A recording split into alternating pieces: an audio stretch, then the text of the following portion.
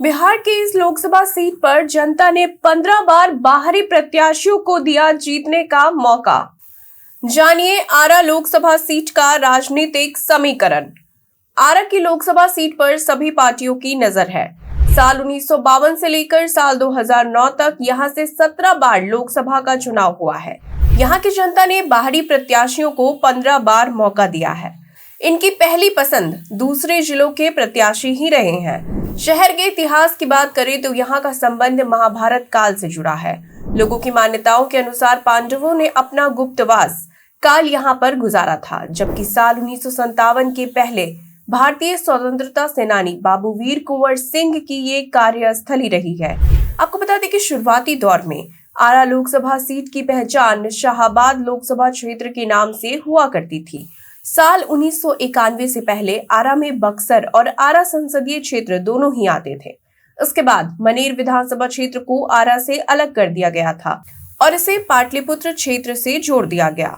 वर्तमान में भाजपा से आर.के. सिंह आरा लोकसभा क्षेत्र से सांसद है।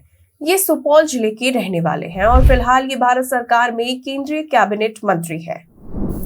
साल 2024 में आरा का विकास कार्य जारी। साल 2024 से आरा को कई उम्मीदें हैं। इस साल यहाँ के रेलवे स्टेशन की सूरत बदल जाएगी। पटना के बाद मुगलसराय जाने में ये राज्य का दूसरा सबसे बड़ा स्टेशन होगा। यहाँ के 3 प्लेटफॉर्म की संख्या को बढ़ाकर 5 किया जा रहा है। इसके साथ ही यहाँ से खुलने वाली ट्रेनों की संख्या में भी बढ़ोतरी की जा रही है। पूर्वी गुमटी ब्रिज पर लाइट के साथ ही ओवरब्रिज के निर्माण का कार्य पूरा किया जा रहा है। इस शहर में पटना राजधानी का ठहराव और दिल्ली हावड़ा सूरत के लिए सीधी ट्रेन चलेगी। वहीं पिछले साल इस शहर में कई बड़े कार्य किए गए थे। टाटा आरा एक्सप्रेस के परिचालन की शुरुआत की गई है। इसके अलावा आरा सासाराम लिंक परियोजना और सासाराम के लिए मेमू पैसेंजर ट्रेन की शुरुआत की गई थी। बिहार का आरा शहर रेलवे का नया हब बनने की ओर अपना कदम उठा रहा है। आरा जंक्शन पर 2 नए प्लेटफॉर्म का निर्माण कार्य किया जा रहा है। यहाँ बिजली, पानी, शिक्षा और स्वास्थ्य हर क्षेत्र में काम हुआ है, लेकिन यहाँ कई तरह के विकास कार्य होना अभी बाकी है। अब तक किसका रहा इस क्षेत्र पर दबदबा?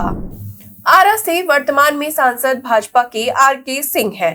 उन्होंने बड़ी जीत हासिल की थी और उसके बाद उन्हें केंद्रीय मंत्रिमंडल में जगह मिली।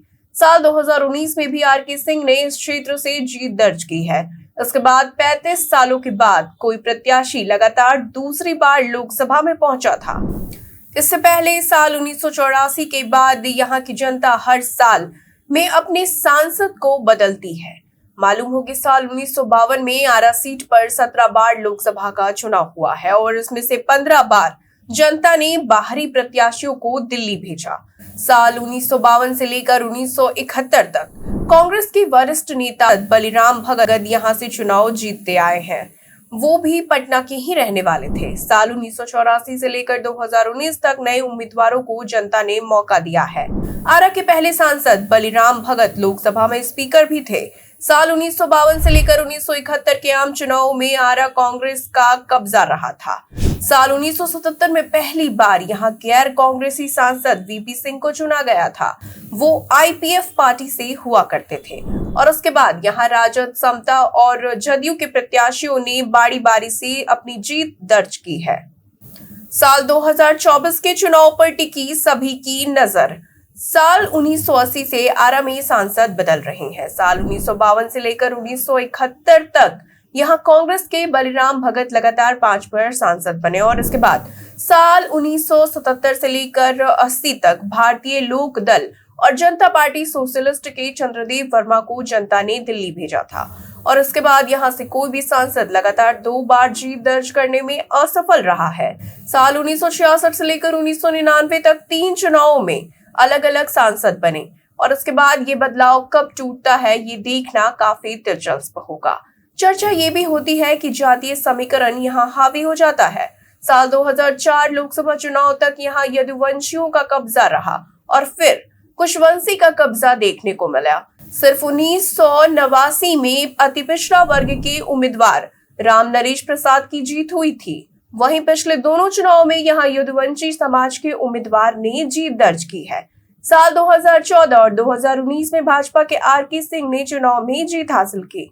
आर.के. सिंह ने साल 2019 में भाकपा माले के प्रत्याशी राजू यादव, तो साल 2014 में इन्होंने राजद के प्रत्याशी श्रमी भगवान कुशवाहा को मात दी थी और उससे पहले साल 2009 में ये जदयू के मीना सिंह सांसद हुआ करते थे और साल 2014 में राजद के कांति सिंह ने जीत हासिल की थी। इसलिए साल 2024 के चुनाव में क्या होगा, ये देखना काफी दिलचस्प होगा।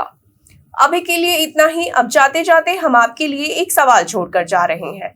आपके अनुसार साल 2024 के लोकसभा का चुनाव कौन से महीने में हो सकता है?